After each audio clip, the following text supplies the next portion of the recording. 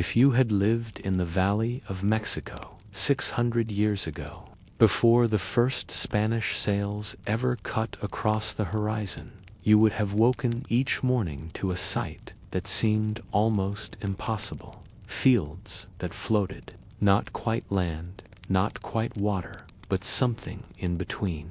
These were the chinampas, the floating gardens of the Aztecs, rectangles of earth built patiently, year after year, upon the shallow lakes of Xochimilco.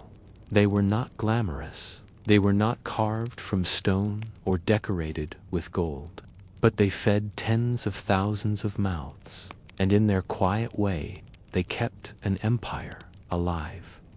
The Valley of Mexico was not easy country, surrounded by mountains, hemmed in by volcanic ridges, and filled with lakes that were often salty or brackish. It forced its people to invent, to adapt, and above all, to endure. Crops planted directly in the ground could fail when water levels shifted, when soils grew thin, or when the summer rains refused to come. But the chinampas, built slowly out of mud, reeds, and determination, could hold steady. They turned swampy margins into green fields. They made survival predictable, season after season. Imagine standing at the edge of one, a long rectangle, perhaps 30 feet wide, maybe 200 or 300 feet long, bounded by woven mats of reeds and anchored by willow trees that would send roots down and hold the earth in place. The Aztec farmers, the Micawilton, the ordinary people, would scoop mud from the bottom of the lake, spread it carefully upon the woven base, and then pile more mud on top of that, layer after layer. A soggy raft would rise until it stood firm above the water. Plant by plant, crop by crop, it became soil. The work was repetitive, muddy, and exhausting, but there was a rhythm to it, and in that rhythm lay survival. The chinampas were never built all at once. A farmer might spend months hauling muck in a canoe, one basket at a time, then weaving reeds to shore up the sides, then waiting for the land to settle. Patience was essential. If the mud was laid too quickly, the island could collapse back into the lake. If it was left too thin, the first heavy rain might wash it away. Only slow, deliberate effort created something that would endure. And yet, once finished, a chinampa could last for generations. The crops were not exotic. Maize, the core of the Aztec diet, was grown here in row after row. Beans and squash filled the gaps, climbing the stalks and spreading beneath the leaves. Chili peppers added spice to every meal, while amaranth and tomatoes grew in quiet abundance. In some seasons, flowers were planted too, not just for beauty, but for trade, for ritual offerings, and for the steady hum of the markets that filled. Tenochtitlan, the daily routine of a China Pero, a farmer of the floating gardens, was not dramatic. He would rise before dawn, paddle a canoe through narrow canals, check the willow trees that held his island in place, and then bend his back to the work of weeding, planting, or hauling mud.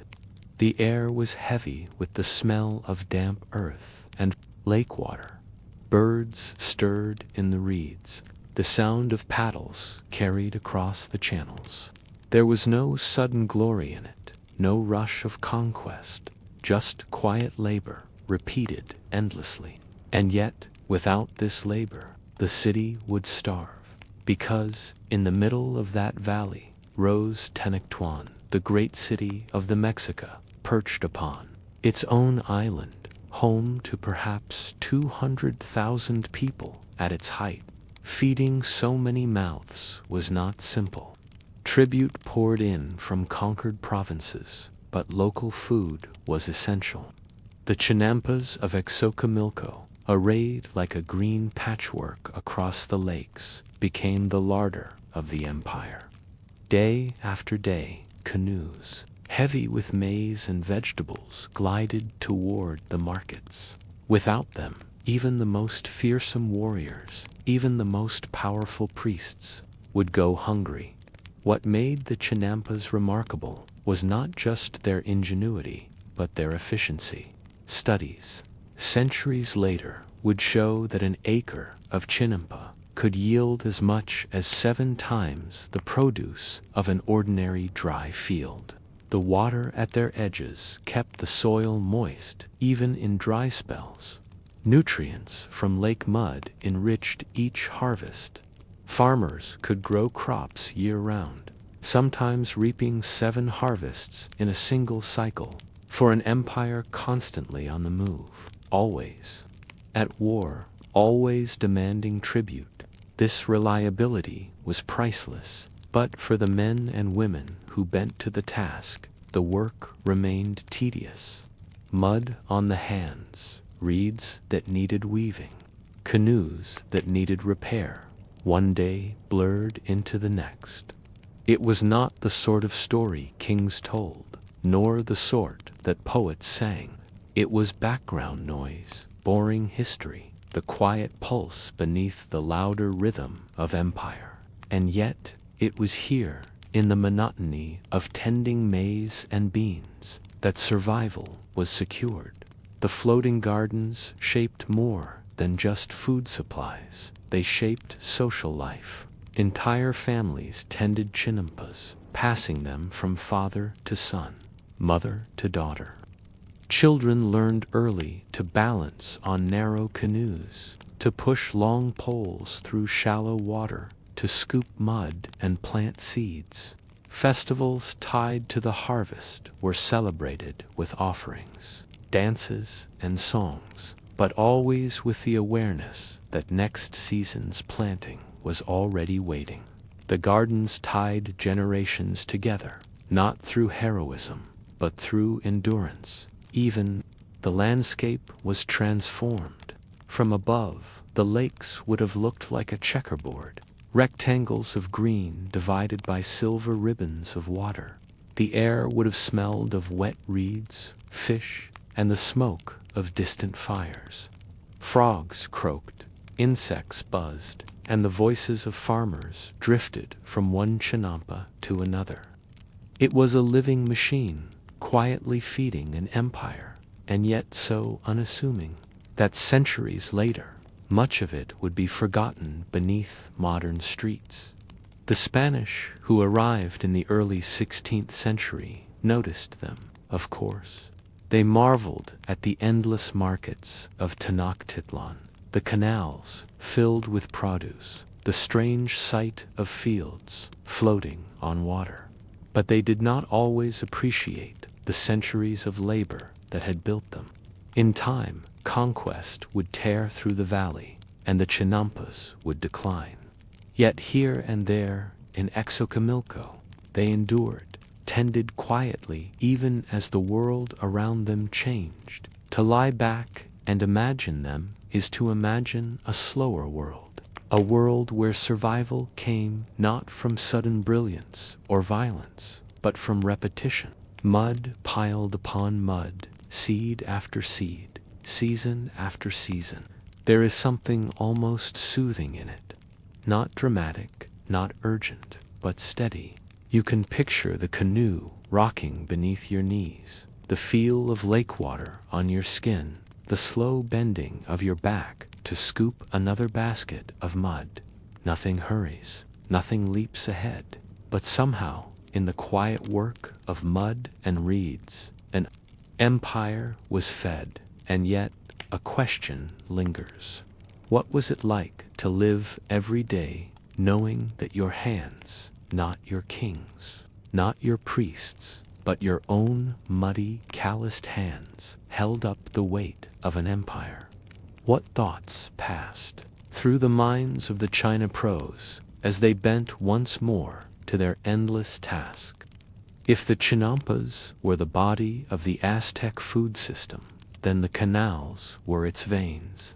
Each morning, long before the first rays of sunlight touched the volcanic mountains ringing the Valley of Mexico, canoes slipped into the water. Some carried a single farmer and his harvest, piled carefully so that maize cobs did not tumble, beans did not spill, and flowers did not crush one another.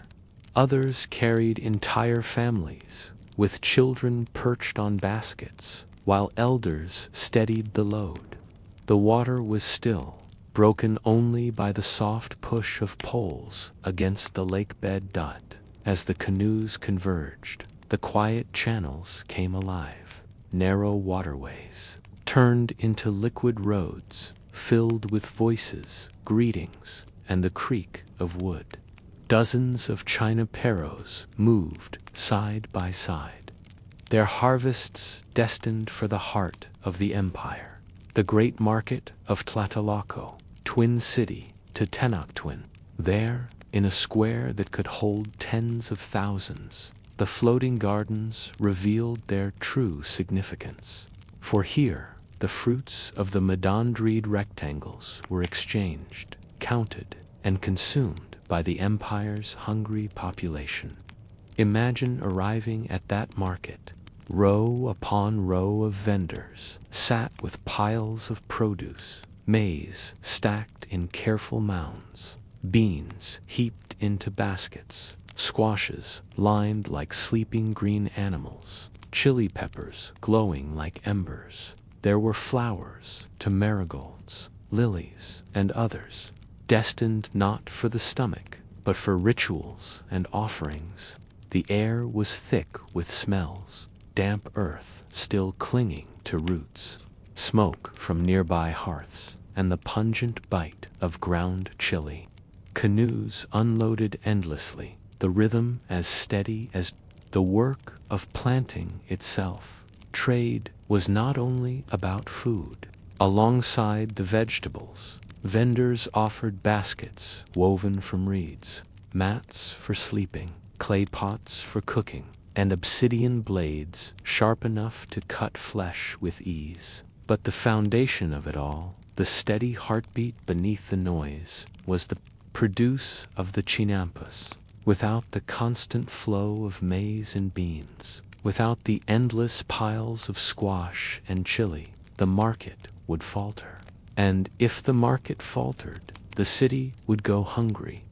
The Aztec economy was complex, tied together not just by trade but by tribute. Conquered provinces sent in goods, cacao beans, cotton, tropical feathers, and salt. Tribute lists carved into stone reveal the staggering expectations of the empire. But tribute alone could not feed the capital.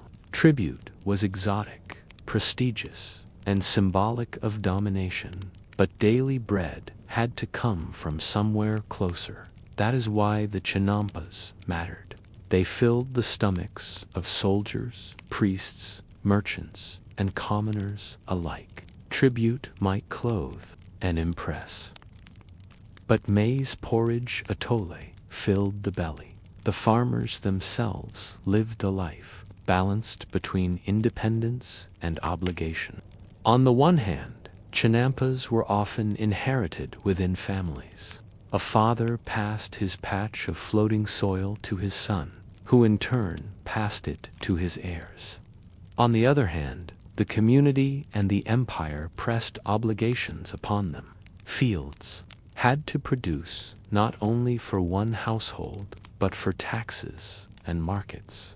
Entire neighborhoods could be organized around shared canals, with families working side by side, repairing dikes, dredging mud, and ensuring that water levels did not drown.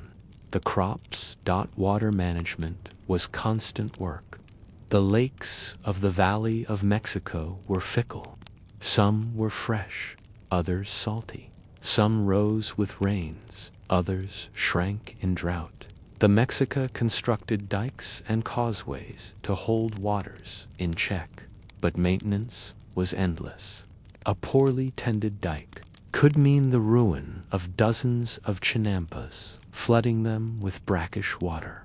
And so communities worked together, not just on their own gardens, but on the fragile network that kept the whole system alive. The social life of the Chinaperos was defined by repetition. Days blurred with little variation. Planting cycles followed.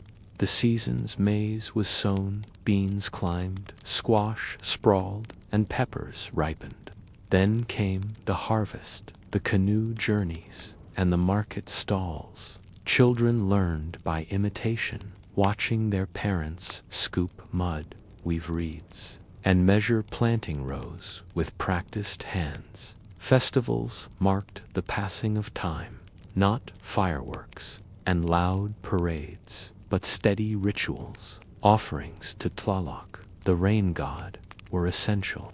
A drought could undo months of labor, so farmers left food, flowers, or small sacrifices at altars, hoping to keep the rain's regular dot in the city. However, the produce of the Chinampas was woven into a broader tapestry. Tenochtitlan was vast, a city of canals and causeways, temples and palaces, workshops and markets. Food arrived daily by canoe, unloaded at small docks, and carried through streets bustling with artisans, scribes, and warriors. In this way, the Chinampas were not simply agricultural patches, but the very foundation of urban life. Without them, the humming, crowded capital would wither. The economic rhythm was steady but vulnerable. The system worked only so long as the canals remained open, the water controlled, the mud replenished, and the families willing to keep bending their backs. One storm, one flood, one outbreak of disease could upset the balance. The Aztecs understood this fragility, even if they rarely sang about it. Beneath the pomp of rituals, atop the Templomare, beneath the roar of conch shells and the scent of incense, there was always the quiet reminder that empire rested on mud. What then of the farmers themselves? They were not the celebrated warriors who returned with captives. They were not the priests whose chants echoed across the pyramids. Their names did not enter the codices except as lists of tribute payers. Yet they held a subtle power, for while warriors could expand the empire and priests could maintain its rituals, it was the Chinapros who kept maize porridge in every bowl. Theirs was the power of necessity. If they stopped, the empire starved. Still, the work remained repetitive, almost invisible. Each canoe pushed down the same canal. Each basket of mud looked like the last. Each maize stalk bent beneath the same sun. The economy thrived on this sameness. It was precisely because the Chinampas were so predictable that the Aztec capital could grow so large. In a world often shaken by uncertainty, this predictability was its own quiet miracle.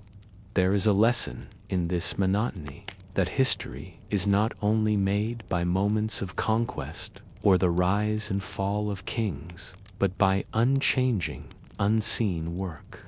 The Aztec world was full of splendor, towering temples, elaborate rituals, shimmering turquoise, mosaics, but beneath it all was mud, reeds, and patient hands.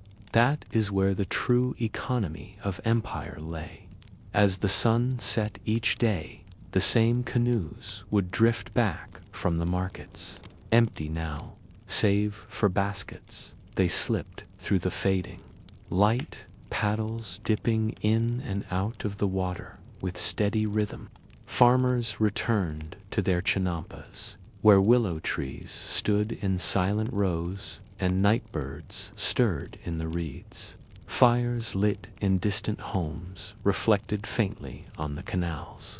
The cycle was ready to begin again, unchanged, and unremarkable, yet essential. To you, listening centuries later, it may feel distant, perhaps even dull. But imagine yourself in that canoe, the paddle heavy in your hand, the smell of maize still clinging to your clothes. Imagine watching the city rise in the distance, its causeways glowing with torches, its markets buzzing even at dusk. All of that noise, all of that power, depends on your canoe, your chinampa, your quiet labor. And so we are left with a thought. The Aztec Empire, remembered for its rituals of blood and its soaring pyramids, may in fact have rested more on mud than on stone, more on the calloused hands of farmers than on the obsidian blades of warriors. Is it possible, then, that the true strength of the Mexica lay not in their armies or their gods, but in their farmers, invisible, uncelebrated, and endlessly patient? The floating gardens of Xochimilco seemed timeless. Year after year, mud, piled upon mud, maize rising from the soil, beans winding upward, chilies burning bright under the sun. The canals filled with canoes, the markets buzzed with voices, and the empire swelled with confidence. It must have felt as though the chinampas would endure forever, as steady as the mountains that ringed the valley. Yet, as history has shown, again and again, even the most enduring rhythms can be broken. When Hernan Cortes and his small band of Spaniards marched into the Valley of Mexico in 1519, they did not come alone. They came with steel blades, with horses, with disease, and with thousands of native allies eager to topple the Mexica. To the conquistadors, Tenochtitlan seemed a dream, a city that rose out of water, its temples gleaming, its causeways stretching like stone arms across the lake.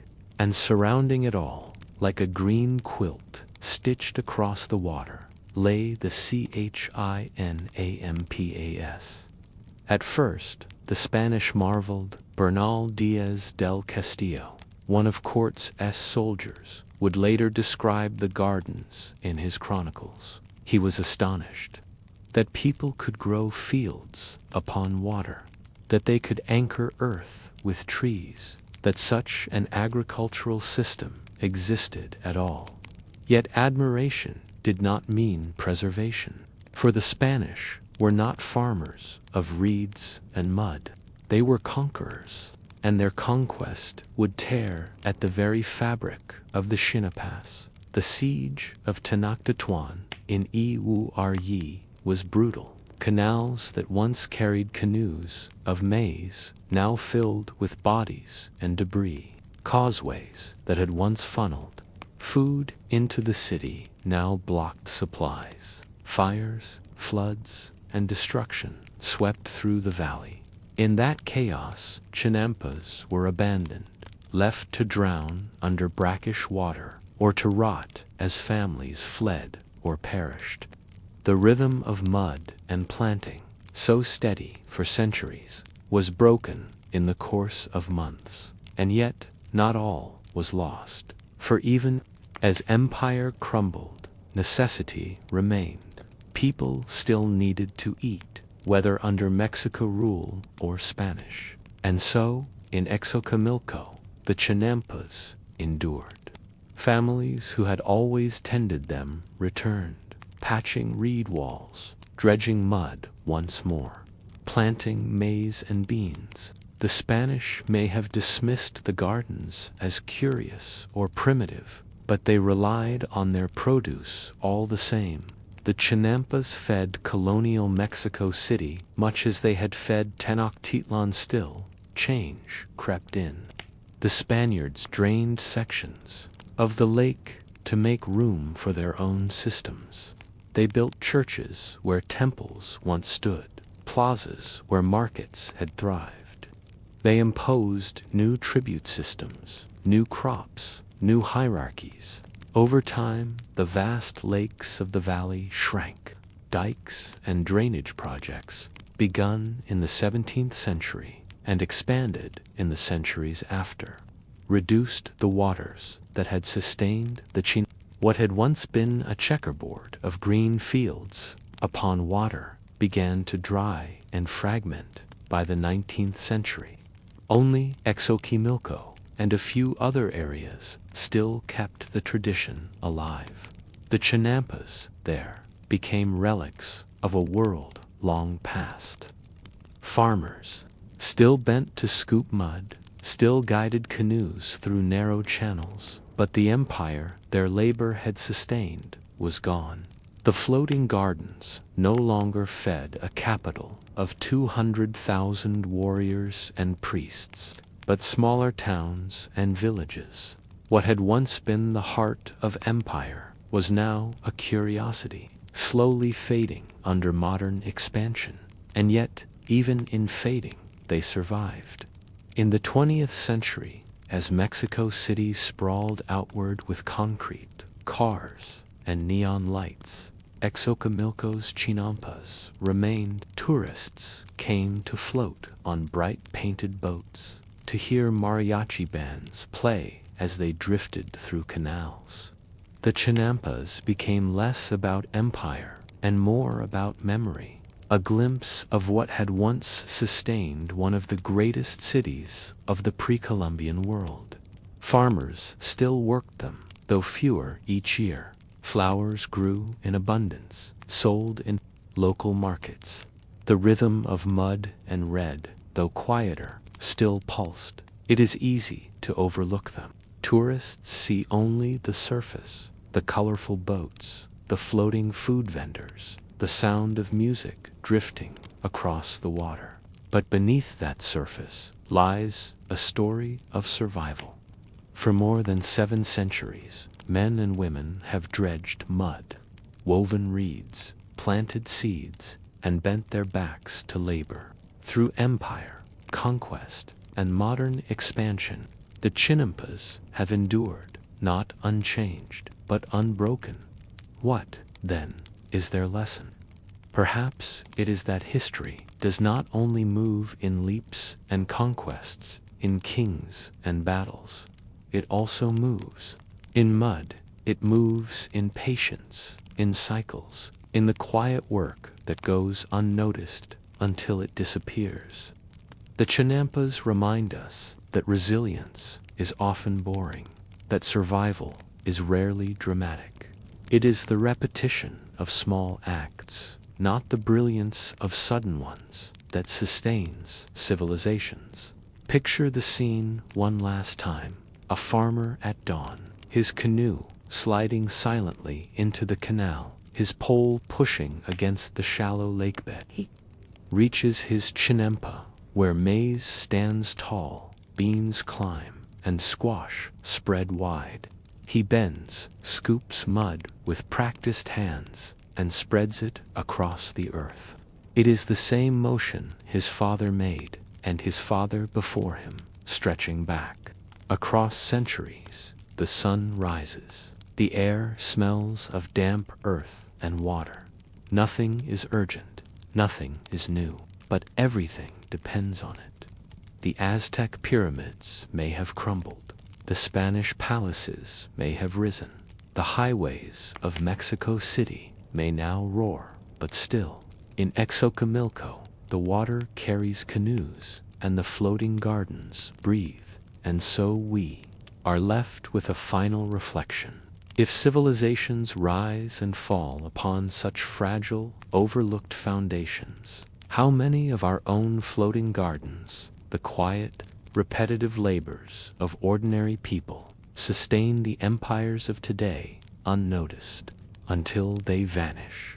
If you were to travel high into the mountains of the Andes, where the air grows thin and the wind bites even under the sun, you would find fields that look nothing like the ones of the valleys below.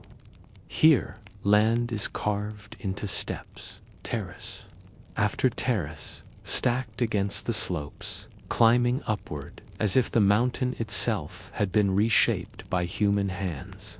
They seem endless, these stone-built ladders, each level holding a narrow strip of soil. They are not natural. They are the patient work of countless generations. Farmers who refused to let mountains deny them food. The Andes are as unforgiving as they are beautiful. Peaks stretch so high that clouds often cling to them like shawls. Valleys plunge steeply. Rivers roar at the bottom, and the soil is often thin and rocky. Frost can strike at night, even after a day of sun. Rain falls in torrents, washing loose earth away, while drought leaves the land cracked and barren. And yet, for centuries, people lived here. They did not merely survive, they built empires. The key to their survival was not gold or armies, but terraces, endless stone walls holding back earth, one careful step at a time. Imagine approaching one of these terraces. A retaining wall of stones rises in front of you, carefully stacked without mortar, each piece fitted against the next. Like a puzzle, behind it lies a narrow strip of soil, perhaps just a few yards wide, flat against the slope where before there had been only incline.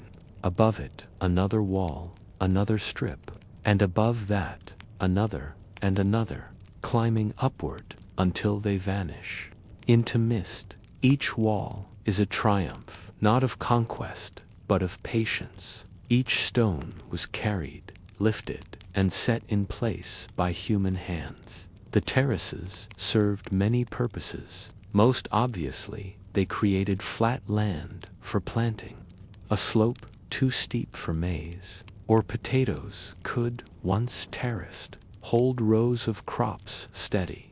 The walls held soil in place, preventing it from being washed away by mountain rains. They also held water, catching it from streams and directing it through channels, allowing fields to be irrigated even when rain was scarce. In this way, the terraces transformed impossible mountainsides into fields of abundance. From a distance, the system looked seamless. Terraces lined mountainsides like a giant amphitheater, water flowing in careful channels, crops green against gray stone. But up close, it was fragile. A single collapsed wall could destroy fields. Below, a failed harvest could ripple through communities. The empire's wealth and order depended on countless invisible acts of vigilance. Farmers checking stones, clearing channels, planting seeds. Boring, unremarkable tasks that never made their way into chronicles, yet without which the empire would crumble. And perhaps this is the most striking lesson of all. We remember the Inca for Machu Picchu, for golden temples, for roads stretching across mountains. Yet those wonders were supported by terraces, by the endless patience of farmers who bent their backs day after day. Their names are lost, their labor is forgotten, but their stones still stand, centuries later, holding soil against the pull of gravity. As you imagine the terraces, stacked step by step into the clouds, consider this. Could the empire have risen at all without them? Could armies have marched, temples have been built, or roads stretched for miles, if not for potatoes growing quietly on stone steps? And if history so often celebrates the dramatic, what truths are we missing in the boring, steady labors that make the dramatic possible? By the time the first Spaniards staggered into the Andes in the 1530s, the terraces had already stood for centuries. From afar, the newcomers must have seen mountains that looked strangely sculpted, step after step cut into stone, green with potatoes, gold with maize, red with quinoa. Two men who came from Europe's rolling hills and meadows. It must have seemed both alien and impressive. Entire mountainsides, bent to the will of ordinary farmers. But admiration did not mean preservation. The conquest of the Inca shattered the systems that kept the terraces alive. Armies marched, villages burned, and diseases spread with devastating speed. The Mita system of communal labor, already a demand upon Andean farmers, was twisted by the Spanish into something harsher: forced labor for mines and estates. Where once men hauled stones for terraces, now they were compelled to carry silver from Potosi or gold from Cusco. The patient rhythm of farming was disrupted by an economy that sought not food but wealth for a war-distant crown. As the empire collapsed, so too did many terraces. Without the constant vigilance of communities, walls cracked, channels filled with debris, and fields slid back into rocky slopes. Entire valleys, once green with careful steps, fell silent. Crops withered away. Where once thousands had labored together, now fewer remained, scattered, grieving, pressed into new systems of tribute and servitude. The terraces, like the empire they supported, began to decline, and yet not all was lost. In remote valleys, far from the Spanish gaze, communities continued as they always had. Farmers still rose before dawn, still walked the stone steps, still planted potatoes and maize in narrow strips of soil. The terraces endured not because kings commanded them, but because families needed them. Food was life, and terraces still gave food even in a world turned upside down. Over the centuries, some terraces fell completely into ruin. Weeds grew over collapsed walls. Rain carried soil away. In other places, though, they remained. Stone walls built with such care proved remarkably resilient, standing even when untended. And in certain valleys, Ollantaytambo, Pisac, Moray, they were not only preserved but celebrated. Farmers worked them quietly, as their ancestors had, while outsiders slowly came to marvel at their design. The Spanish built estates, introduced European crops like wheat and barley, and changed landholding patterns. But the old crops never disappeared. Potatoes, with their frost hardiness and variety, could not be replaced. Quinoa continued to thrive where European grains struggled. Even maize, adapted to the mountain slopes, remained. And so the terraces, though diminished, continued their quiet work. In the modern era, they have taken on new meaning. Archaeologists study them to understand ancient engineering. Tourists walk among them, marveling at the views and snapping photographs. Governments see them as cultural heritage, symbols of resilience, and farmers still depend on them. In some regions, terraces remain the only way to coax life from steep slopes, the only defense against erosion and drought. Stones carried centuries ago still hold back soil for today's crops. If you stand among them now, the feeling is both ancient and immediate. The wind whistles the same as it did 500 years ago. The stones, rough under your hand, are the same stones placed by calloused fingers long forgotten. A farmer bends in the distance, tending rows of potatoes, much as his ancestors did. And all around, the mountains stretch, vast and silent, their faces lined with the marks of human persistence. The terraces remind us that not all ruins are monuments. Some are fields, some are walls built not for glory but for survival. They tell us that civilizations are not only remembered in gold or temples, but in the patient lines cut into mountainsides. In the boring history of food, grown day after day, there is, too, a lesson in resilience. Conquest shattered empires, disease cut populations, foreign crops arrived, economies shifted, and yet the terraces endure. They endure not because they are dramatic, but because they are useful.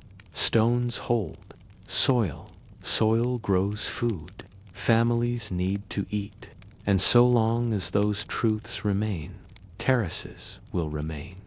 Picture one last scene, dusk in the Andes. The sun sinks behind a ridge, casting long shadows across the terraces. The stones glow faintly in the fading light, their lines tracing the mountain. Like wrinkles of age, a farmer walks home, his basket empty, his body tired. He does not think of empire or conquest or history. He thinks only of tomorrow, the channels that must be cleared, the stones that must be checked, the seeds that must be planted. His work is not grand, it is not remembered, but it is the work that holds civilizations together. And so we end with a question. If empires rise and fall, if kings and conquerors pass into dust, but the terraces still stand, what does that say about the true foundations of history? Could it be that the boring, steady work of unknown farmers is more enduring than the glory of rulers? And if so, how should we remember them? The anonymous hands that carved stone into steps, and in doing so, carved survival into the mountains. To step into the Sahara is to step into vastness. The horizon stretches unbroken, a sea of sand that shifts with every gust of wind. Days are blinding, the sun hammering down until every shadow vanishes. Nights are cold, stars filling the sky with such brilliance that the desert seems less like Earth and more like a void between worlds. To most, the Sahara is emptiness, a place of absence, of danger, of silence. And yet, for centuries, it was also a highway. Caravans crossed its sands, not for gold, not for spices, but for something far more ordinary. Salt. Salt, in the modern world, is commonplace, taken for granted. A sprinkle on food, a block on the roadside in winter. But in the medieval Sahara, salt was life. Without it, food spoiled. Without it, bodies weakened. Without it, cattle died. It preserved meat, balanced diets, and sustained armies. In West Africa, salt was not just seasoning, it was currency. And so men carved roads through emptiness, binding together distant kingdoms with paths of white gold. The source of this salt lay deep within the desert. Places like Tagaza and Taudini, where workers hacked at shimmering slabs with iron tools, pulling blocks from the earth under a sun that showed no mercy. The mines were bleak, desolate outposts, little more than huts of salt blocks, endless piles of glistening white, and men bent under the weight of labor. Few would live there, by choice, but the value of their work was beyond measure. From these outposts, salt began its journey. Slabs were cut into rectangles, each weighing as much as a man could bear, and loaded onto camels. A single caravan might carry thousands of such blocks, stretching for miles across the dunes. The animals padded forward silently, their broad feet pressing into the sand, their shadows long against the golden ground. Drivers walked alongside, cloaked against the sun, eyes squinting against the glare. The rhythm of these caravans was slow but steady. Each day began before dawn. the cool air offering a brief respite before the furnace of midday. Camels rose with groans, loads were adjusted, and the line stretched forward into the desert. Hours passed in silence, the crunch of sand, the creak of leather, the soft hiss of wind. At night, tents were pitched, fires lit, and water rationed. With care, the desert gave nothing freely. Every step was purchased with endurance. Water was an even greater danger. Wells were lifelines, spaced carefully along the routes, often guarded by local tribes. To reach one dry was to face death. Caravans rationed every drop, watching their supplies dwindle as the sun climbed higher.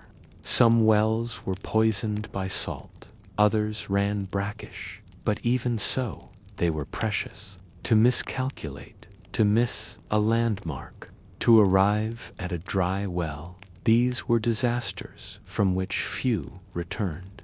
Despite these risks, caravans continued, because the rewards outweighed the danger. Salt from the mines of Tagaza and Taudini was worth its weight in gold in the markets of Mali and beyond, and gold, in turn, was craved by traders across the Mediterranean and Europe. The desert, harsh as it was, became a bridge between worlds, salt moving south, gold moving north, and with them cloth, horses, and knowledge. The social life of the caravans reflected this bridge. They were not composed of a single people, but of many Berber guides who knew the desert routes, Arab merchants seeking profit, local laborers carrying loads, and sometimes slaves bound for distant markets. Each had a role, and each depended on the others. The guides held the memory of the roads, knowing which dunes to follow, which stars to track, which wells could be trusted. The merchants provided capital and direction. The laborers endured the physical grind.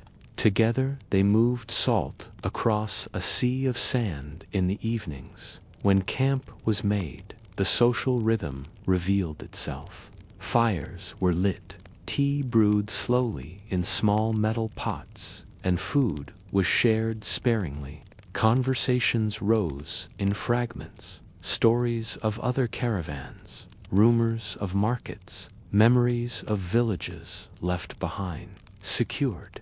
Their presence as necessary as water itself. The caravan was not only a means of transport, but a society on the move. Rules governed behavior, discipline in marching order, rationing of food and water, obedience to guides, and silence created bonds as strong as any forged in battle. Economically, the salt roads were lifelines for entire regions. Merchants built wealth on the steady arrival of camels, their warehouses filled with slabs of salt and sacks of gold. Of Timbuktu's libraries, of Mali's golden kings, but none of it would have existed without the monotonous caravans that trudged across the desert, slab by slab, mile by mile. For the kingdoms of West Africa, salt was as valuable as gold.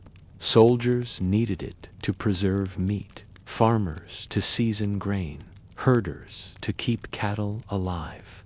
Tribute often included slabs of salt, carried on men's backs as offerings to kings.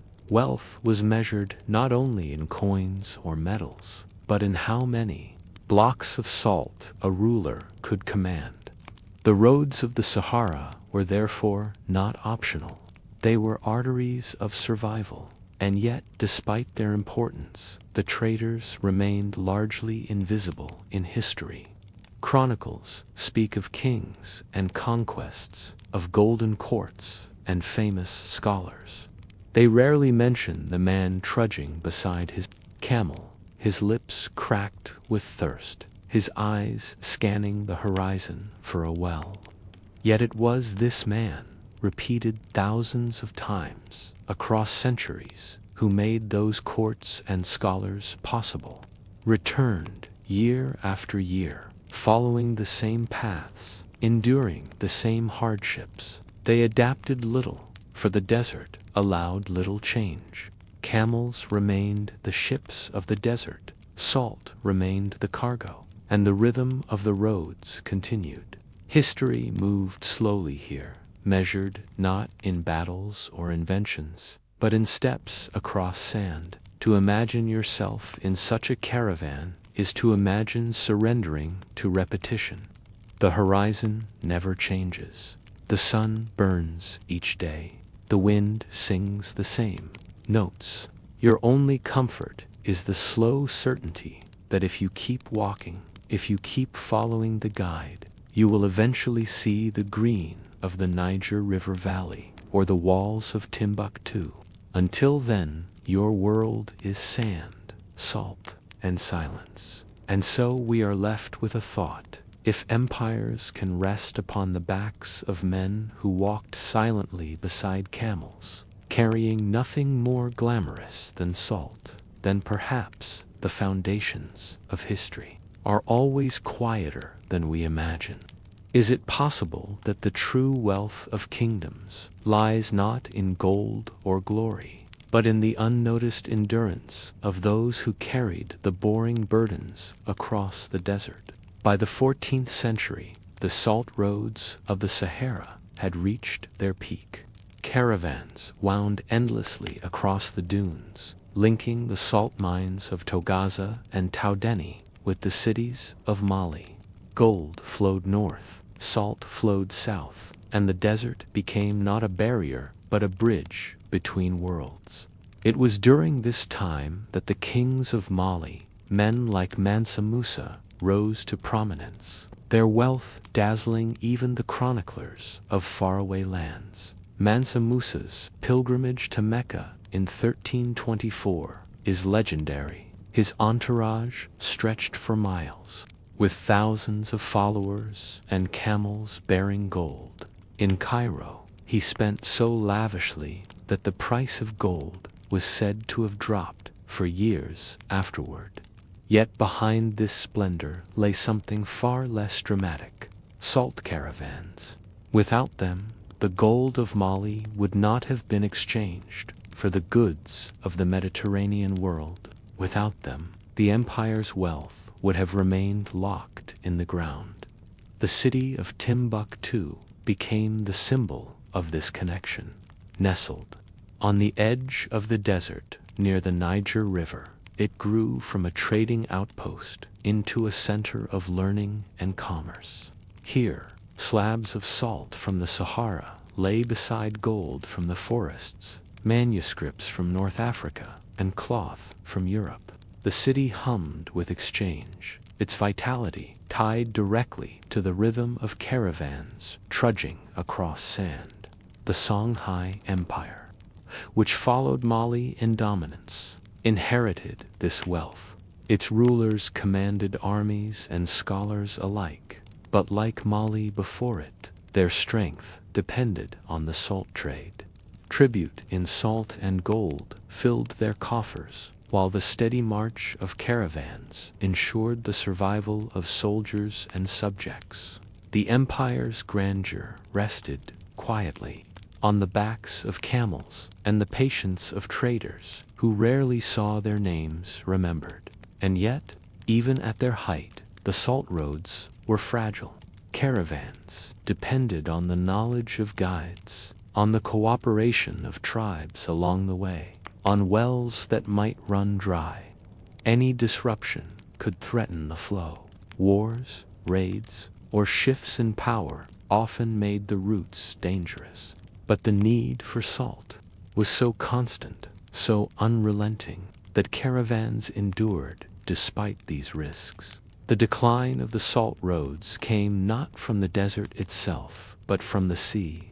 By the 15th and 16th centuries, European ships began to sail along the coasts of West Africa. Trade that once moved across sand now shifted to water. Salt could be harvested from coastal flats. Gold could be carried by ship rather than camel. The Sahara, once a highway, began to empty. The caravans still moved, but less frequently, with the sound of picks striking salt. But their importance diminished. What had once been the foundation of empires became the concern of local traders. Small caravans supplying regional markets rather than entire kingdoms. Slowly, the desert reclaimed its silence, and yet the salt roads never disappeared entirely. Even into the 20th century, caravans still set out from Taudni, camels laden with blocks of white gold. They moved at the same slow pace, endured the same heat and storms, and followed the same ancient landmarks. In some places, they still do. Though trucks and planes now carry goods far more quickly, there are those who continue the old rhythm. Their lives tied to the desert as their ancestors' lives once were. To stand at a salt mine today is to feel both continuity and loss. The huts of salt blocks still gleam white in the sun, their walls fragile but enduring. Men still hack at the earth with iron tools, still load blocks onto camels, still set out into the desert's vastness. But the great empires they once supplied are gone. The wealth of Mali and Songhai has faded into legend. The caravans that still move do so not for kings or empires, but for small markets, for local needs, for the persistence of tradition. What remains is memory. Memory written in chronicles of travelers like Ibn Battuta, who marveled at the trade of the Sahara. Memory in the ruins of Timbuktu's libraries, in the faded mosques built by kings enriched by salt. Memory in the stories told by desert tribes passed down through generations. The salt roads may no longer hum with the wealth of empires, but their echoes linger in the desert winds. The history of the salt roads is not one of sudden brilliance. It is one of endurance. For centuries, men walked step after step across the Sahara, carrying burdens that seemed ordinary yet sustained entire civilizations. Their lives were filled with monotony, the crunch of sand, the sting of sun, the endless horizon. Yet out of that monotony rose wealth, knowledge, and power. Empires glittered briefly in the sunlight of history, but beneath them was the boring, steady rhythm of caravans. To imagine the end of a caravan is to imagine relief. The first glimpse of the Niger River Valley, green after weeks of sand. The sound of water lapping, of markets buzzing, of voices greeting the weary travelers. Camels knelt, loads were unloaded, salt was stacked and weighed, and at last men could rest. Their journey was done until the next began. And so we are left with a final reflection. The Sahara, vast and silent, may seem empty, but across its sands, invisible roads once carried the wealth of nations. Roads without stone, without markers, without permanence. They existed only in memory, in repetition, in the steps of men who never saw their names recorded. If empires rose and fell upon such roads, what other foundations of history lie hidden, boring, fragile, and yet essential, beneath the surface of our own world? If you had walked the streets of Rome 2,000 years ago, you would have heard water everywhere. Not the roar of rivers, but the steady, constant flow of channels built by human hands. Water pouring into fountains, filling public baths, trickling into cisterns, even splashing in the courtyards of wealthy villas. Rome was a city of stone. an empire, but it was also a city of water, water carried by aqueducts that never slept. The Roman aqueducts were not dramatic in their daily use. They did not conquer territory or crown kings. Instead, they carried water, drop by drop, mile by mile, from distant springs into the heart of cities. Yet, without them, Rome would never have grown beyond a cluster of huts on the Tiber. Its armies could march across continents. Its legions could build roads and fortresses. But without water, its people could not drink, cook, bathe, or survive. The genius of the aqueducts was their simplicity. They relied not on pumps or engines, but on gravity. Channels were cut into stone, lined with cement, and angled ever so slightly downward so that water would flow steadily for miles. Arches lifted the channels across valleys, tunnels bored through hills, bridges spanned rivers. Some aqueducts ran for more than 50 miles, their slope so gentle that a coin could scarcely roll along it. And yet, over that distance, water never ceased its journey. Imagine approaching one of these structures. A line of arches stretches across the landscape, tall and regular, like the ribs of some vast stone beast. The channel at the top carries water silently, unseen from below. Farmers lead their animals through the shadows of the arches. Travelers rest in their shade. Birds nest in the joints between stones. Day after day, season after season, the water above flows on, indifferent to the lives beneath. The first aqueduct of Rome, the Aqua Appia, was built in 312 BCE. It was mostly underground, hidden from view, but it set the pattern for centuries to come. Others followed, the Aqua Marcia, the Aqua Claudia, the Aqua Virgo. Each brought water from different springs, each extending Rome's reach a little further. By the 1st century CE, the city was served by 11 aqueducts, supplying hundreds of millions of gallons daily. No other city of the ancient world matched such abundance. The uses of this water were practical.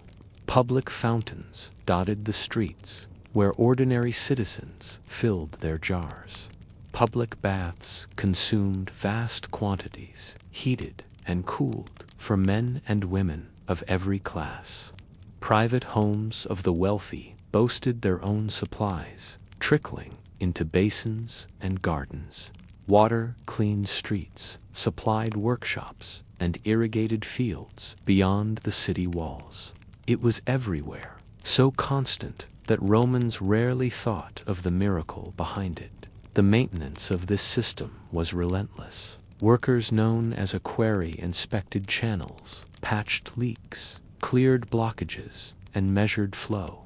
Slaves climbed arches to scrape away calcium deposits, their hands white from lime. Engineers checked gradients, ensuring that the slope remained perfect. The aqueducts could never rest. A single break could leave neighborhoods dry, baths closed, or fountains silent. For the Romans, water was not just convenience, it was identity. They were the people who bent rivers to their will.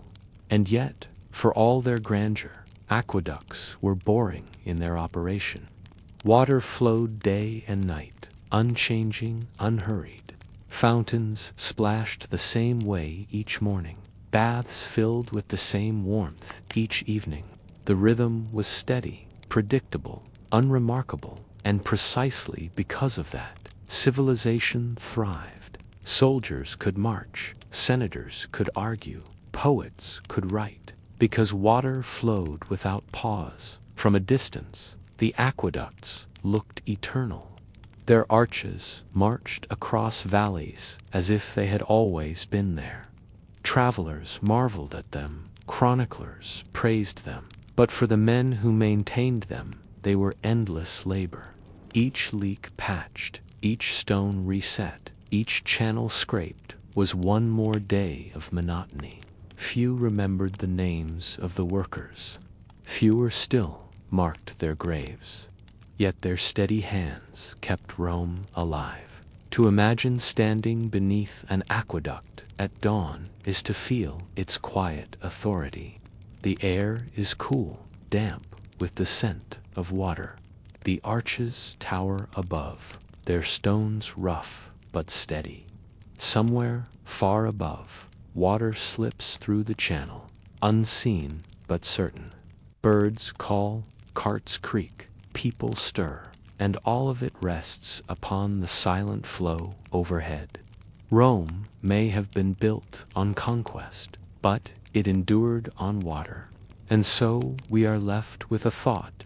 If the aqueducts never slept, what else in history has endured, not through brilliance or battle, but through boring persistence? How much of our own lives depends on systems so constant, so invisible, that we forget they exist until they stop? The aqueducts of Rome were not simply engineering marvels. They were the lifeblood of society. The stones that arched across valleys carried not only water, but also identity, shaping how Romans saw themselves and how the world saw Rome. To live in the empire's capital was to live, surrounded by water, an abundance so steady and constant that it slipped into the background, unremarkable and boring, yet essential to everything. Nowhere was this more visible than in the public baths. To us, the word bath might suggest cleanliness, but to the Romans, it meant much more: recreation, ritual, and rhythm. Great complexes like the baths of Caracalla or Diocletian sprawled across acres of land filled with pools of hot, warm, and cold water. There were exercise yards, libraries, gardens, lecture halls, but at their center, always, was water, thousands of gallons flowing each day, heated by furnaces, drained and replaced anew. For the ordinary Roman, the baths were daily life. Workers came after their labor, soldiers after their drills, senators after debates. Entrance fees were minimal, sometimes free, because emperors understood that baths were not just luxuries, but tools of governance, a way to bind citizens together, to create the sense that Rome provided endlessly. Behind this abundance stood the aqueducts, quietly feeding cisterns and pools. Without them, the marble halls would have been dry stone shells. Fountains, too, marked the rhythm of Roman life. They stood at intersections and marketplaces, trickling steadily, always available to fill a jar or quench a thirst. The sound of water was as constant in the city as the clatter of carts or the chatter of voices. Some fountains were elaborate, decorated with statues.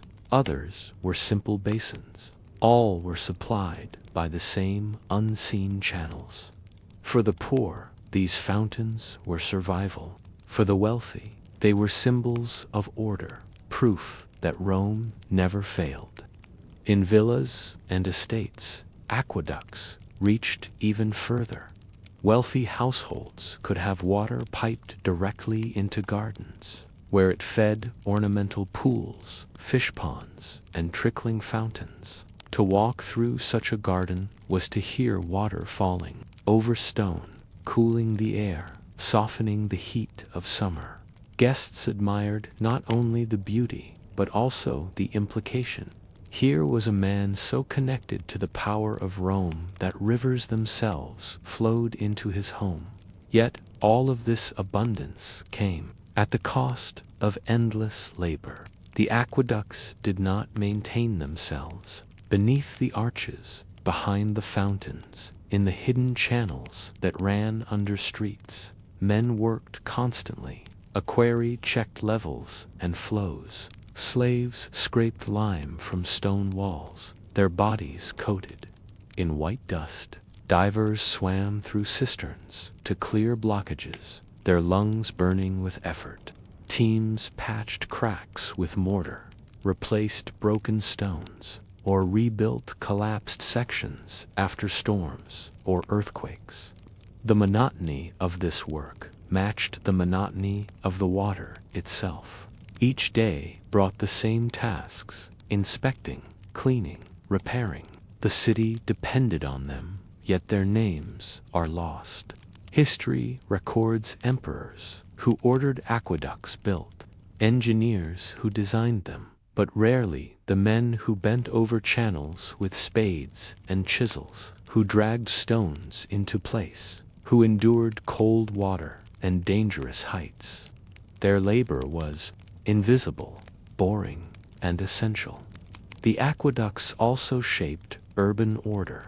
Laws were passed to protect them. No one could tap into a channel without permission. No one could damage a pipe or divert a flow.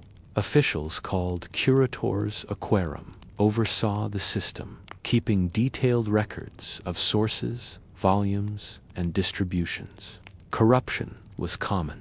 Wealthy citizens bribed workers to pipe water illegally into their estates, but the state monitored relentlessly, because to lose water was to lose Rome's heartbeat. Beyond the city, aqueducts transformed landscapes. Farms near their channels gained irrigation, producing grain, olives, and wine in abundance. Mills turned under their steady flows, grinding wheat into flour. Roads often followed their lines, travelers resting in their shade. Even where aqueducts were unseen, their influence reached deep, binding countryside to city, field to table, empire to citizen. The abundance of water gave Romans a sense of superiority.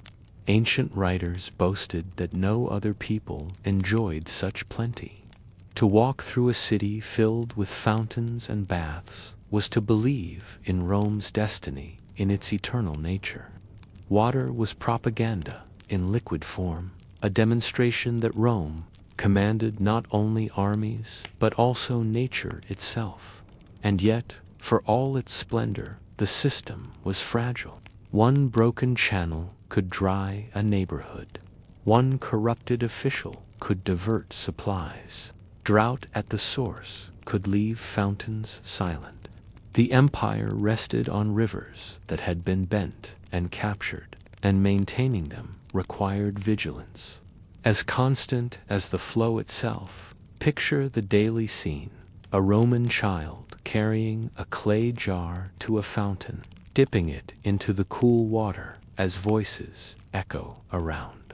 A worker trudges to the baths after a long day, easing into warm pools fed by distant springs. A senator reclines in his villa garden, listening to the trickle of a fountain as he dictates letters. All of them live different lives, yet all depend on the same invisible arches beyond the hills, the same steady gradient carrying water mile after mile. And so we are left with a thought: if Rome defined itself by conquest and law, did it not also define itself by plumbing? Could it be that its true achievement was not only in battles won, but in water delivered, that the aqueducts, boring and constant, were as important as legions and emperors? For centuries, the aqueducts of Rome flowed without pause. Day and night, season after season, water traveled down their channels, splashing into fountains, filling baths, cooling courtyards, and feeding fields. They were the heartbeat of the city, so steady that Romans forgot to marvel at them. Yet history, like water, is never still. As the empire weakened, so too did the systems that kept the aqueducts alive.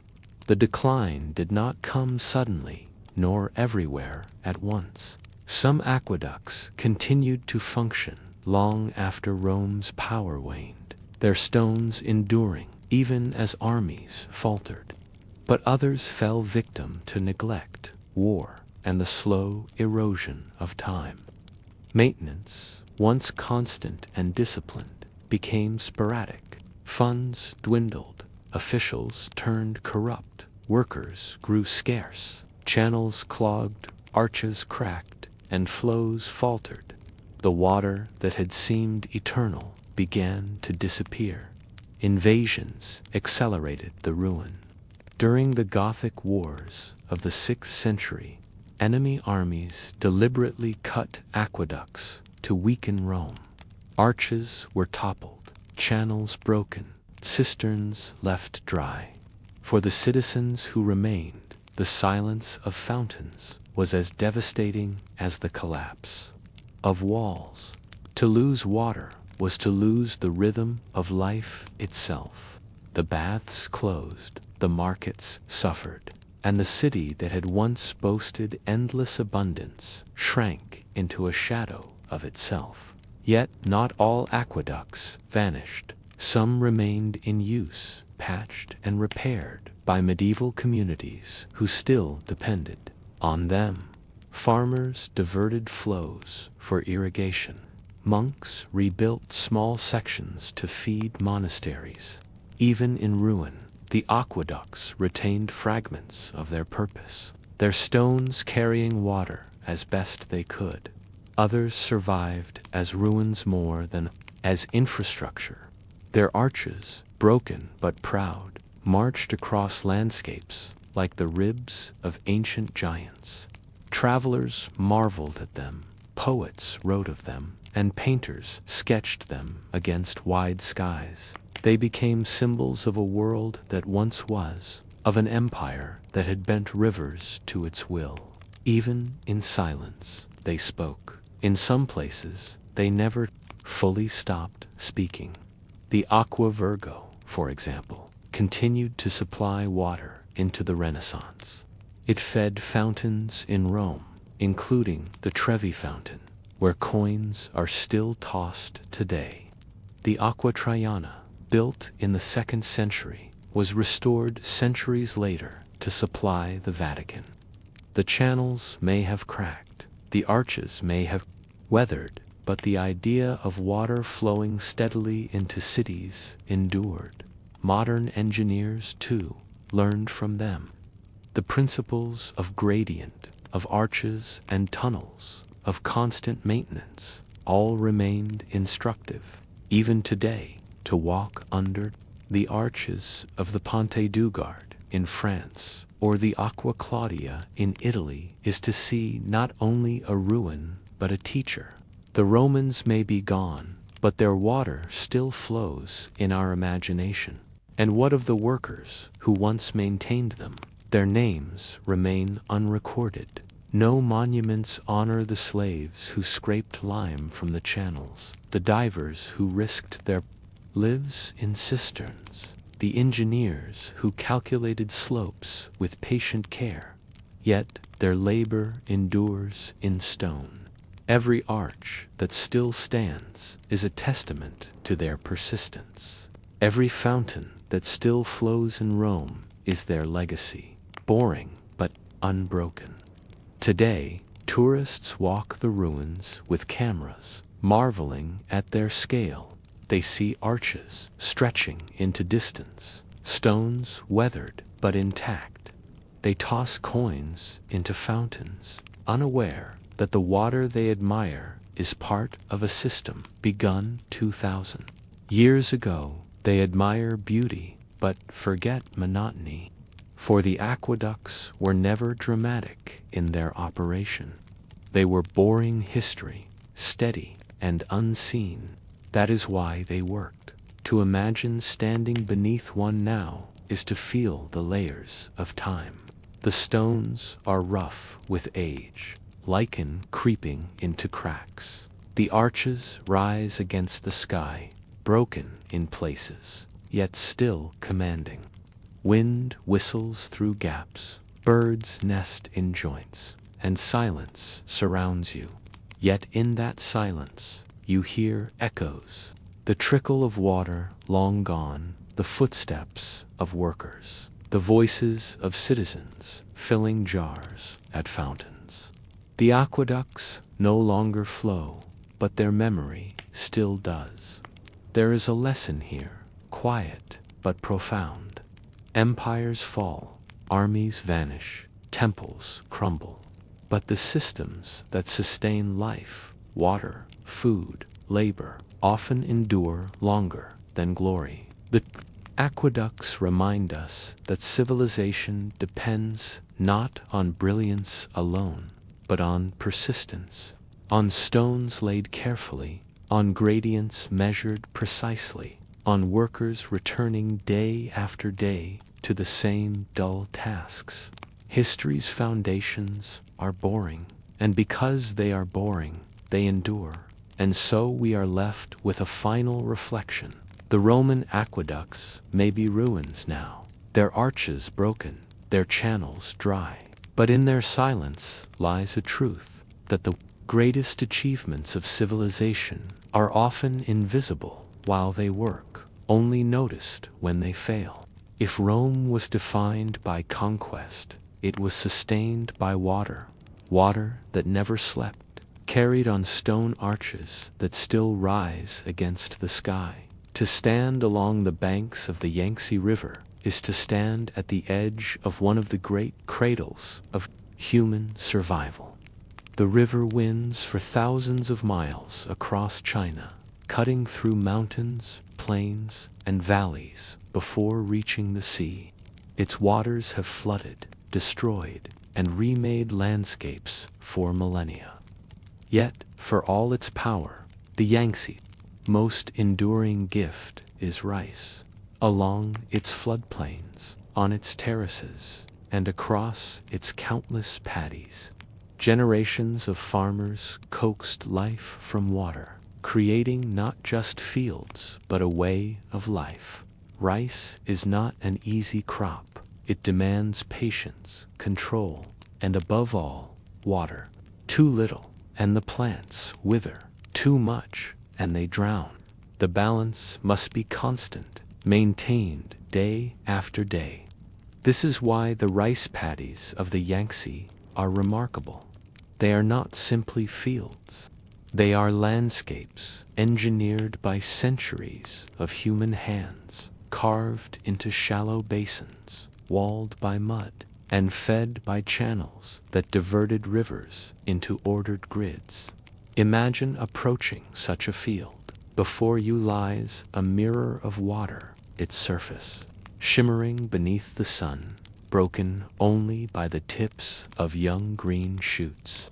Narrow earthen ridges divide the paddies into squares, each holding its own small reflection of the sky. Farmers move barefoot through the mud, bending low, their hands sinking seedlings into the soil with practiced ease. Water trickles through narrow channels, guided by small gates, filling each paddy to the right depth. The scene is quiet, repetitive, and unchanging, yet it sustains millions. The cycle of rice farming followed the rhythm of the seasons. In spring, seedlings were raised in nursery beds, their delicate shoots tended with care.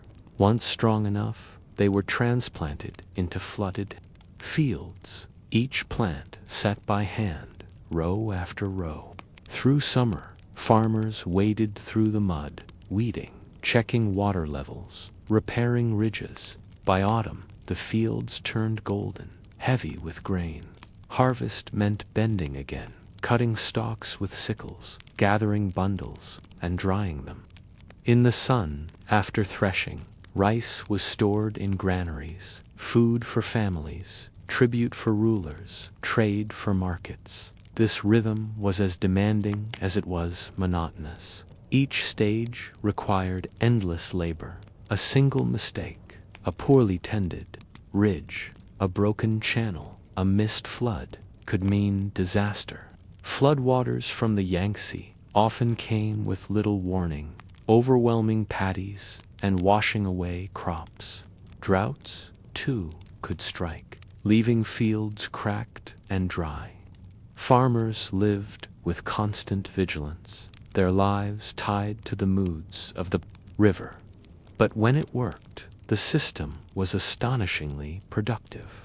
Rice paddies could yield far more food per acre than dry fields of grain. In some places, 2 harvests could be coaxed from the same land in a single year. This abundance allowed populations to grow, villages to expand, and dynasties to thrive. The Yangtze's rice became the foundation of Chinese civilization, feeding armies, artisans, and emperors alike. For the farmers, though, the work remained repetitive and uncelebrated. Day after day, they bent over seedlings, patched ridges, carried water. Their backs ached, their feet sank into mud, their hands blistered. They sang work songs to pass the hours, their voices drifting across the fields. Children learned early, their small hands setting seedlings beside those of their parents. Whole families worked side by side, generation after generation, each bound to the same monotonous cycle. From a distance, the paddies looked beautiful, shimmering mosaics of water and green stretching across valleys. From up close, they were labor incarnate, mud, sweat, repetition. The beauty lay not in ease, but in persistence. For without these fields, the dynasties of the Yangtze Basin, from the Han to the Temps to the Song, could never have endured. And so the rice paddies became more than fields. They became culture. Festivals marked planting and harvest. Rituals honored the river gods. Offerings were made to ancestors in thanks for survival. Poetry celebrated the quiet scenes of fields and water. Scholars wrote of the resilience of farmers. Emperors counted rice harvests as the measure of their rule. Yet, through all this, the farmers themselves remained anonymous. Their names lost, their backs bent, their lives defined by water and grain. To imagine standing in a Yangtze rice paddy at dawn is to feel both fragility and endurance. Mist clings to the water's surface, frogs croak in the distance, and the first rays of sun turn the flooded fields into mirrors of gold. A farmer bends low, his reflection rippling across the paddy as he sets another seedling in place. It is the same motion his father made, and his grandfather before him, stretching back for centuries. The water flows, the seedlings rise, the cycle continues. And so we are left with a thought. If civilizations can rest upon something as ordinary as fields of flooded mud, then perhaps history itself is not built by kings and battles, but by the persistence of farmers who bend over seedlings, season after season, never stopping. Rice farming along the Yangtze was not only an agricultural practice, it was a system that shaped society itself. Every stalk of grain, every flooded paddy was tied to rulers, officials, merchants, and families in ways both obvious and invisible. The paddies fed not only bodies, but also governments, trade networks, and dynasties. At the heart of this system was water. The Yangtze, unpredictable and powerful, could not be tamed by farmers alone. Villages cooperated to build dikes, dig canals, and maintain channels. Mud walls separated paddies, but larger works were required to divert rivers, prevent floods, and store water for dry seasons. These were not single projects, but ongoing obligations. Each year, families sent men to dredge canals, patch embankments, and rebuild sluice gates. If one village neglected its share, the water system could collapse, leaving entire valleys vulnerable.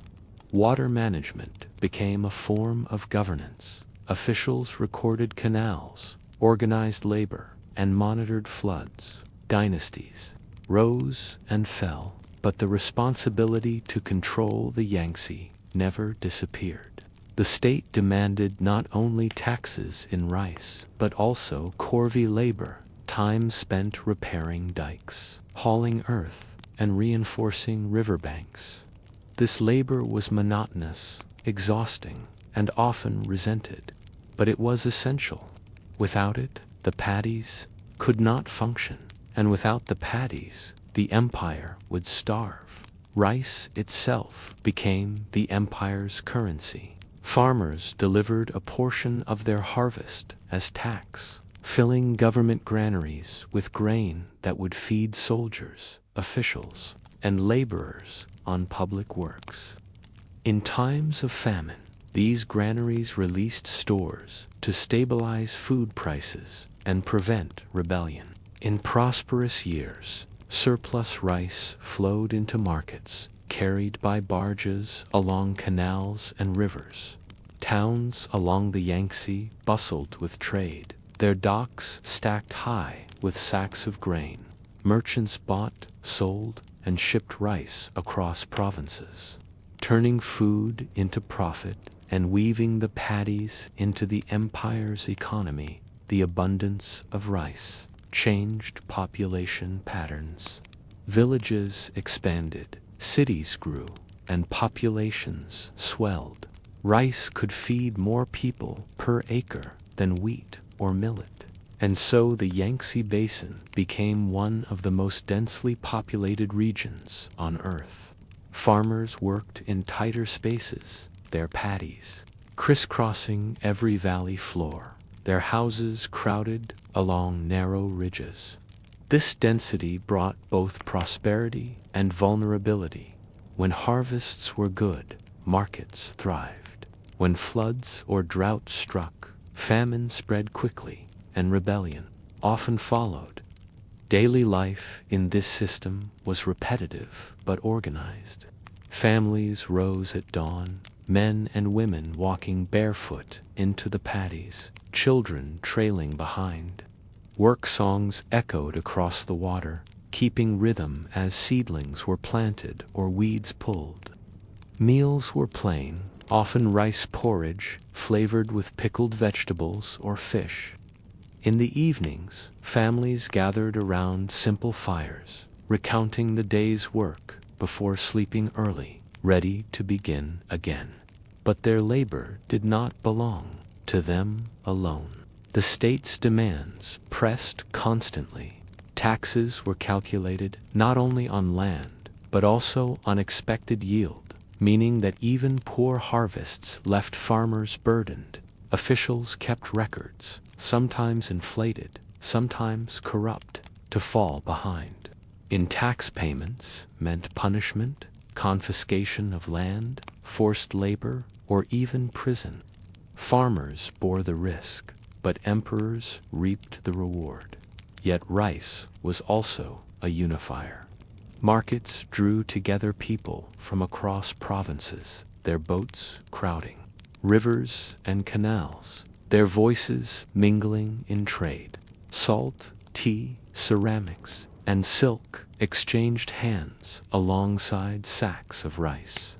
Festivals celebrated the planting and harvest cycles, binding communities in shared ritual. Rice was more than food, it was culture, memory, identity. To eat together was to affirm belonging.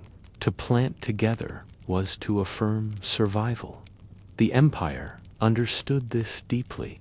Scholars wrote poems about rice fields. Emperors held ceremonies thanking river gods, and officials measured their success by harvest reports. Even rebellion was tied to rice. When granaries failed to release stores during famine, anger boiled over into uprisings. Dynasties that neglected the paddies did not last. Those that managed them well, such as during the Song dynasty, when rice production soared with new varieties and techniques, saw prosperity and growth, and behind all this splendor lay the same monotony. Men and women bending in mud, water lapping against their legs, hands pressing seedlings into soil. Their lives were unchanging, their work boring in its repetition, but their persistence made empires. Picture a scene along the Yangtze in the 11th century. A canal curves through fields, its banks reinforced with stone. Farmers work in long rows, their reflections rippling in the paddies. Boats wait at a dock, loaded with sacks of rice bound for distant markets. At a granary, officials measure and record, their brushes scratching characters onto bamboo slips. All of it, the canal, the granary, the market, depends on the endless rhythm of farmers in the fields. And so we are left with a thought. If rice paddies could feed millions, shape dynasties, and build economies, why do we remember the emperors and generals more than the barefoot farmers? Is it possible that history's true foundations lie not in palaces or battles, but in the monotonous work of planting seedlings in flooded mud? The rice paddies of the Yangtze have never been secure. They were always at the mercy of water, and water was always at the mercy of the river. Floods swept through with devastating force, drowning fields and villages alike. Droughts cracked the soil, leaving seedlings shriveled. Farmers learned to live with disaster as part of their rhythm. Each generation told stories of great floods, of canals that broke, of years when granaries stood empty. Yet each generation returned to the paddies, rebuilt their ridges, and planted again. During the Tang dynasty, prosperity swelled as rice yields grew and populations expanded. Poets wrote of fields shimmering under the sun, of farmers bending like reeds, of the taste of fresh harvests. But even in times of cultural brilliance, floods could undo everything. A single broken dike along the Yangtze might destroy thousands of acres, sending hunger rippling through the empire. The state responded with massive public works, armies of laborers dredging rivers, reinforcing banks, and repairing canals. Boring, endless work, but the work upon which dynasties rested. The Song dynasty brought innovation. New varieties of rice from the south, fast ripening, resistant to drought, allowed double harvests in many regions. Yields soared, cities grew, and markets thrived. The Yangtze Basin became the empire's heartland, its granaries filled with abundance. But the demands of this abundance were constant. More canals to dig, more dikes to repair, more taxes to collect. Farmers gained little relief. They bent over seedlings as their fathers had, their lives unchanged despite the empire's wealth. Wars, too, cut through the paddies. Armies marched across the Yangtze Basin, trampling fields, seizing grain, burning villages. Farmers fled, harvests were lost, and hunger spread. Yet when peace returned, the paddies returned as well. Water was diverted back into channels, mud walls rebuilt, seedlings planted once more. The resilience of rice farming lay not in its drama, but in its stubbornness. Floods, wars, and dynasties could pass, but the paddies endured. Even in the modern era, this endurance has remained. Through centuries of upheaval, Mongol conquest, Ming rule, Qing decline, revolution, and industrialization, the rice fields have persisted. Today, high-speed trains race past them, factories rise beside them, and cities expand into them. Yet, still, Along the Yangtze, you can see farmers bent over water, their reflections shimmering in the paddies as they plant seedlings by hand. Technology has changed some rhythms. Machines plow and harvest. Canals are reinforced with concrete. Seeds are bred for higher yields. But much of the work remains the same. The paddies are still flooded each spring, still golden each autumn, still the foundation of survival for millions. The monotony endures, and with it, civilization. To stand in a Yangtze rice field today is to see centuries overlapping. A farmer on a motorbike drives along a narrow ridge, while another bends barefoot in mud, as his ancestors once did. A cell phone rings in a village nearby, while frogs croak in paddies as they always have. The landscape carries both modernity and memory, bound together by water and grain. The paddies are also symbols of continuity. Dynasties collapsed, emperors vanished, revolutions swept through, but the cycle of rice remained. Families trace their survival not to palaces or battles, but to harvests, to the fact that year after year the fields flooded, the seedlings grew, and the grain was cut and stored. The true strength of the Yangtze Basin was not its armies or its rulers, but its farmers, anonymous and unrecorded, who bent to the same dull labor generation after generation. And so, when we think of China's history, we might remember emperors, poets, inventors, and generals. But behind them all stood the rice paddies, quiet, repetitive, boring in their sameness, and yet unshakable. The great cities rose on their grain. The armies marched on their food. The scholars studied because their stomachs were full. Picture one last scene. The sun sets over a flooded paddy, turning the water gold. A farmer gathers the last bundles of rice, stacking them carefully. In the distance, children splash along the ridges, their laughter carrying across the fields. Frogs sing, water trickles, and the air smells of damp earth and cut grain. Tomorrow, the cycle begins again. Nothing has changed, and yet everything depends on it. And so we are left with a reflection. If the Yangtze's rice paddies have endured through floods, wars, and centuries of change, what does that say about the true foundations of civilization? Perhaps history's greatness is not written in victories or inventions, but in the long green mirror of water and grain, the boring, unending work that quietly keeps humanity alive. The Rhine River has always been a road. Long before engines, long before steel rails, it carried boats up and down its waters, linking towns, cities, and kingdoms. The river wound its way through forests, cliffs, and fertile valleys, a living highway that never stopped flowing. And because it never stopped, neither did the people who sought to profit from it.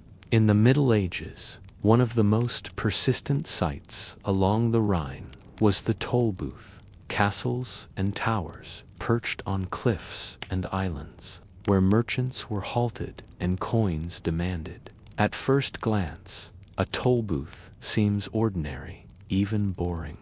A gate across a road, a booth at a bridge, a soldier collecting payment. But along the Rhine, tolls became a way of life, shaping commerce, politics, and survival. They were not dramatic battles or grand inventions. They were coins exchanged for passage, day after day, year after year, until they formed the background. Rhythm of the river itself. Imagine traveling down the Rhine in the 12th century. Your boat is loaded with barrels of wine, sacks of grain, or bundles of cloth, The current carries you past wooded banks and steep hills crowned with castles. Suddenly, a tower looms on a rocky outcrop above the water. A chain stretches across the river, blocking your path. Guards call down from the walls, demanding you stop. There is no choice. You pull to shore, climb the steps, and pay your toll. Only then is the chain lowered, and you are free to continue. To imagine yourself as a merchant in this world is to carry not just goods, but anxieties. You steer your boat past castles, calculating how much coin remains, whether it will last to your destination. You know the names of lords along the way, their reputations for fairness or greed. You stop, pay, and move on, hoping the next chain will not take too much. You sigh at the monotony, but you endure it, because the river offers no alternative. And so we are left with a thought. If politics is often remembered as battles and treaties, what about the politics of tolls? What if the true shape of medieval Europe lay not in crowns and crusades, but in coins exchanged at riverside castles, boring, constant, and unavoidable? For centuries, the Rhine was a necklace strung with tolls. Every bend in the river seemed to carry a tower, every stretch of water a chain. Merchants grumbled, emperors decreed, and coins slipped steadily from purses into coffers. It seemed as eternal as the flow of the river itself. And yet, like all systems of power, it began to change. The first cracks appeared with the growth of stronger states. By the late Middle Ages, cities along the Rhine had grown wealthy from trade. Cologne, Mainz, and Strasbourg were no longer simply waypoints, but powers in their own right. They joined leagues, fielded militias, and began pressing back against robber barons who strangled commerce. In 1254, the formation of the Rhenish League of Towns marked a turning point. United merchants and city leaders tore down dozens of castles, breaking chains and burning towers. For a time, the river flowed more freely, but tolls did not disappear. Instead, they shifted. Local lords lost some authority, but princes and bishops tightened their grip. Tolls became more regular, more standardized, and sometimes more legal. Merchants still paid, but they faced fewer surprises. The monotony of payment remained, only now backed by larger powers rather than scattered barons. By the 16th century, the rise of centralized monarchies and stronger empires reshaped the Rhine. The Holy Roman Emperor, increasingly pressed by growing states, sought to assert firmer control. Treaties and imperial courts began regulating tolls, attempting to balance the needs of rulers with the complaints of merchants. Gradually, the worst abuses were curbed. Robber barons faded, their castles abandoned or reduced to ruins. The tolls lingered, however, well into the modern era. Even in the 17th and 18th centuries, merchants still stopped at checkpoints, coins exchanged, documents stamped. The system that had once seemed chaotic was now bureaucratic, embedded in the machinery of early modern states. To trade along the Rhine was still to accept interruption, but now it was predictable, almost dull in its regularity. Wars scarred the river, but did not erase the tolls. During the 30 Years' War, armies occupied castles, seized toll stations, and diverted revenue to their causes. Merchants endured, as always, paying whoever held the tower above the river. Once peace returned, the tolls resumed their steady flow, as if nothing had changed. It was this persistence, this boring resilience, that made them so central to life along the Rhine. The final decline came with the 19th century, the rise of nation-states, new trade laws, and above all, the Industrial Revolution began to erode the old system. Steamships plied the Rhine faster than any medieval boat, carrying more goods at lower cost. Railroads paralleled the river, offering alternatives that toll lords could not block. Pressure mounted for free navigation. In 1831, the Mainz Convention established new rules, reducing tolls and standardizing passage. By the mid-19th century, most of the old toll stations were abolished. The chains were lowered for the last time, and yet the castles remained. Some crumbled into ruin, ivy creeping up their stones, their towers hollow and silent. Others were restored, turned into residences, museums, or landmarks for travelers on modern riverboats. Tourists marveled at their beauty, rarely remembering their original purpose. The toll booths that once shaped economies became backdrops for postcards, their monotony forgotten beneath romance. But if you look closely, the memory lingers. The Rhine is still a river of trade, barges moving up and down with containers of coal, steel, and chemicals. Customs offices and taxes still exist, though they are national rather than feudal. The spirit of the tolls endures in paperwork, in fees, in the invisible costs that still shape commerce. The medieval chain across the water has been replaced by bureaucratic forms, but the rhythm is the same. Goods, stop, pay, and move on. To imagine the end of the toll system is to imagine silence in the castles. Guards gone, chains rusting, ledgers empty. The river flows past as it always did, indifferent. Birds wheel above towers that once bristled with soldiers. Farmers work fields where toll keepers once counted coins. The monotony is gone, yet in its place remains a different monotony, that of ruins, slowly weathering under rain and wind. And so we return to the merchants who once sighed at every toll. They are gone, their complaints lost, their journeys unrecorded. But the system they endured shaped centuries of commerce, politics, and society along the Rhine. It was boring, repetitive, and unglamorous, but it mattered. To stand on the banks of the Rhine today is to see layers of history.